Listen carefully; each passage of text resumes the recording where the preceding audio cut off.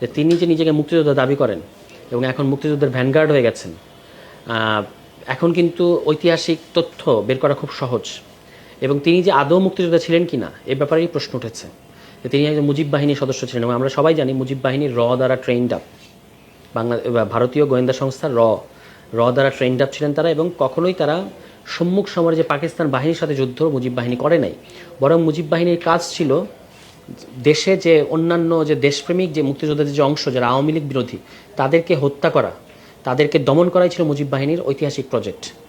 এবং তিনি নিজেও কিন্তু তার একটা বক্তব্যে বলেছেন যে মুক্তিযুদ্ধের পরে তিনি মানুষ হত্যা করেছেন, এই কথাটা তিনি নিজে স্বীকার করেছেন। শুধুমাত্র এই কারণেই তার বিচার হওয়া উচিত। আমাদের একজন নেতা বলেছেন যে তিনি যুদ্ধাপরাধী, কারণ আপনি যুদ্ধের ময়দানে তো আপনি কিছু যুদ্ধের ময়দানে আপনি যা করেছেন সেটা করেছেন, কিন্তু এই যে উনি পুলিশ হত্যার বিচার চান, তো উনি যে যুদ্ধের পরে মানুষ হত্যা করলেন রাজাকার ট্যাগ দিয়ে কিংবা যুদ্ধাপরাধী ট্যাগ দিয়ে, এই জন্য তার বিচার হওয়া উচিত। আর পুলিশ হত্যার বিষয়টা এটা সেটেল। পুলিশ হত্যা এই শব্দটা এটা আওয়ামী লীগ এবং ভারতীয় একটা টার্ম। এখানে আমি বিএনপির যিনি মাননীয় স্বরাষ্ট্রমন্ত্রী তার বক্তব্যকে সমর্থন করি। তিনি নির্বাচনের আগে বলেছেন এটা তারা ছিল তখন হানাদার বাহিনীর অংশ, নির্বাচনের পর আগে বলেছেন। এবং আমি অন্তত তিনি যে এই কারণে এই জায়গায় থেকে যে তার পজিশন শিফট করেন না, এই জন্য আমি তাকে ধন্যবাদ দিতে চাই। তিনি বলেছেন পরিষ্কারভাবে ফেসবুক স্ট্যাটাস দিয়ে যে তারা হানাদার বাহিনীর অংশ এবং যুদ্ধের ময়দানে এই ব্যাপারটা মীমাংসিত, তারা জনগণের দ্বারা রাজনৈতিক প্রতিরোধের শিকার। ঠিক আছে, ভাষাটা হলো রাজনৈতিক প্রতিরোধ। আমি নিরস্ত্র জনগণ, আমি আন্দোলন করতে নেমেছি, আপনি আমার উপর গুলি চালালে আমি পাল্টা প্রতিরোধ করব না।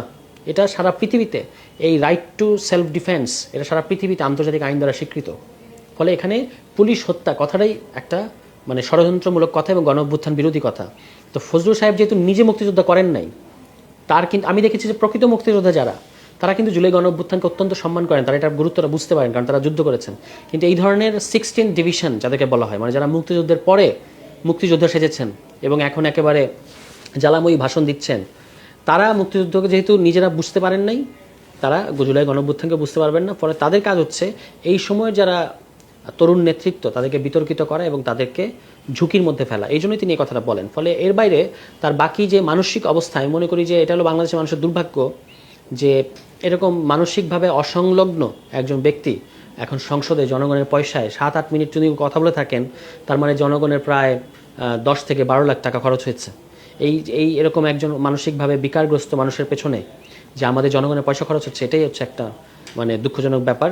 তো এবং তবে আবার মনে হয় যে এটা বিএনপির একটা লার্জার প্ল্যানের অংশ, যে একাংশকে দিয়ে জুলাইয়ের পক্ষে বলাবে, আরেক অংশকে দিয়ে জুলাইয়ের বিপক্ষে বলাবে। এবং জুলাইয়ের পক্ষে যখন তারা বলে তখন তারা তাদের ভূমিকাকেই বেশি হাইলাইট করতে চায়।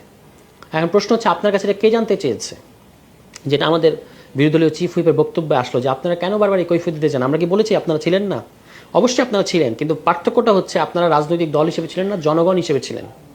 এই দুটো কিন্তু খুব বড় পার্থক্য, যে আপনি জানুয়ারি পর্যন্ত আন্দোলন করেছেন নিজের দলীয় ব্যানারে, আর এখন আন্দোলন করছেন জুলাইয়ের। যখন আপনি আন্দোলন করেছেন তখন আপনি বৃহত্তর জনগণের সাথে এসে মিশে গেছেন, তখন আপনার দলীয় পরিচয়টা প্রধান ছিল না। ফলে অবশ্যই তারা আন্দোলনে ছিলেন, এটা বারবার কৈফিয়ত দেওয়ার কিছু নাই।